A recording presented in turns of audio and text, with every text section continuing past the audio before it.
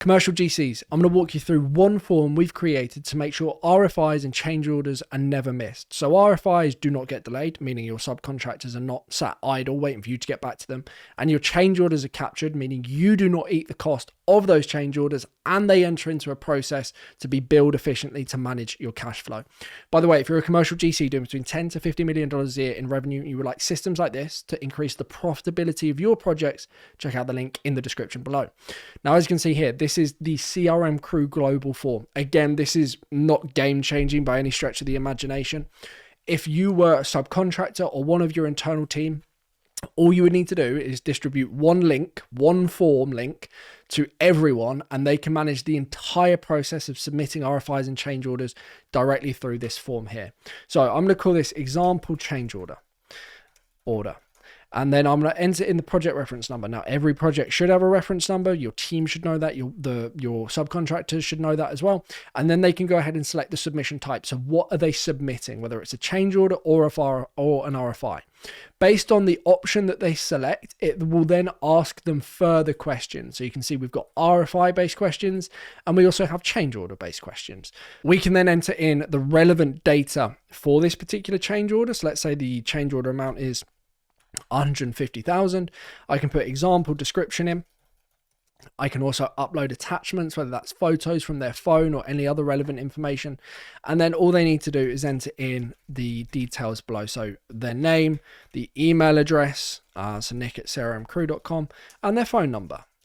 Cool. And then I'll go ahead and enter in relevant phone number related information, such as their phone number, if I can get that right. There we go. Is that missing data? I'm guessing so. There we go. Awesome.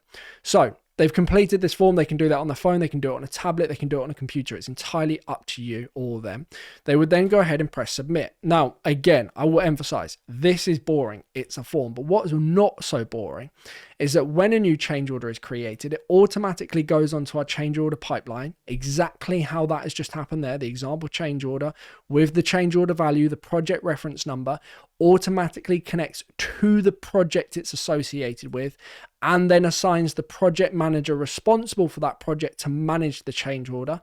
We can see any notes and attachments that have pulled through, the description, the submitter name, the email, and the phone. And then we have the various stages of the process, from requested to in review to approved and billed. And I'll come on to what that means in a moment. But exactly the same applies if we go back to our hosting board, or at least our form.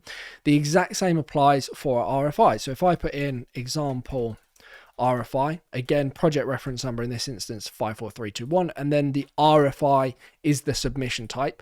I can then select the type of RFI, whether it's design, the priority, if it's critical, when it's needed by. So let's say it's needed by the 30th of September, and then I'll reference example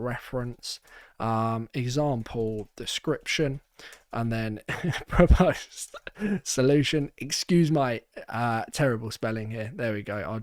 I will amend this so it makes sense. It's actually in English. And then they can again upload attachments, and then we've got subcontractor name. We've got the email address, and then the phone number as well. So it's easy to know who submitted it, and then communication back and forth about that particular RFI is then all tracked in this system as well. So 0777777, which I'll show you in a moment. Maybe one too many there. Oh no. There we go. Awesome. So go ahead and press submit. So again, not particularly exciting, but what will then happen is it creates a new item on the RFIs board. As you can see here, this has just come through. The project reference is showing the project manager for that RFI, the priority, the RFI type, the needed by date, any additional information regarding the specs, the description, the proposed solution. We have the attachments, and we can see the subcontractor, who it is, their details, what they've submitted, and then we can manage the process. So a new RFI comes in, it's automatically assigned to the project manager, works through the various stages of the process to ultimately being a completed RFI after the back and forth communication. Amazing. So now we have one form. So we've reduced the friction associated with submitting both change orders and RFIs, meaning RFIs are not going to be forgotten. Change orders are not going to be missed, or at least we've significantly reduced the opportunity for that to happen. We now also have a process for RFIs. We also have a process for change orders as well. So once an RFI is submitted, it doesn't get lost in the email inbox. It doesn't disappear or vanish into thin air like they do.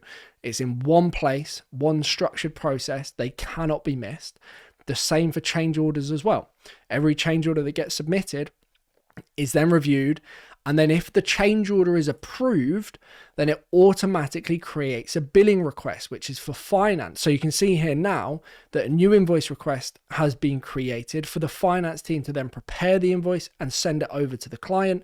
Once it's sent, 30, 60, 90 days overdue, and then hopefully we'll get to the paid invoice stage, and we'll be able to see all of this on all of our different dashboards, whether it's our billing dashboard, our change order dashboard, see all of the change orders, average time to bill a change order value, our RFIs dashboard, see all of the information about our RFIs, average time to close an RFI by user, open RFIs by project, RFIs by type per project, and then we can see all of the information on our projects board as well. I know a huge amount of detail, but everything stems from the beginning, which is the submission of information, which is done so easily via that form. Now that form can be expanded to accommodate daily logs, submittals, and other aspects of your business as well. And then what I've just shown you on the RFIs, the change orders, the billing process, is a very rudimentary setup. So if you are a commercial GC doing between $10 to $50 million a year in revenue, and you would like us to set up systems like this that are unique to your business to massively improve the profitability of your projects by speeding up the RFI response time, ensuring change orders do not get missed for projects, and cash flow is improved, then check out the link in the description below, book a time with me, and we can have a chat about how we can potentially help. But it all stems from one form. Once the form's completed, then the various other stages of the process kick in automatically.